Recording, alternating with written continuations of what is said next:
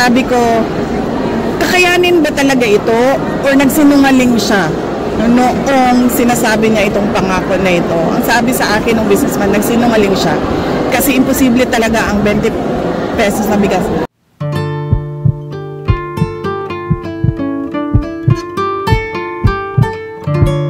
But with all of them, ma'am, with all the candidates. Okay. Well, thank you. Ma'am, sorry, but when you were running during Minuto 2022 with PBBM under the Unity ticket, ma'am, ulit-ulit po na pinapangako yung 20 pesos sa bigas. Andun po kayo. Pero what were your thoughts back then? Actually, hindi ko siya narinig. Nakita ko lang sa isang video na sumagot siya, sa isang interview ata na sumagot siya sa 20 pesos ang kilo ng bigas. Tinanong ko na lang yon after na ng election. Tinanong ko yung isang businessman ng bigas.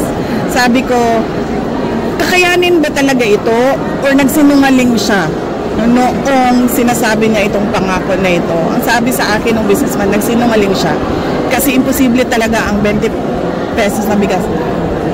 Pero pwede siya, hindi ko lang i-share sa inyo kasi ayoko tulungan. Thank you.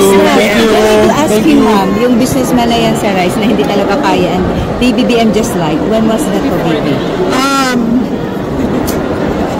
Right after his announcement?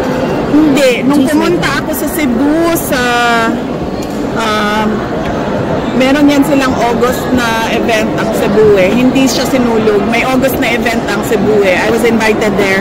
And sa haba nung parada na kinakamusta ko yung mga tao, 3 beses nagsabi sa akin, Inday Sara, nagalisod mi sa pagkaon, nagalisod mi sa bugas.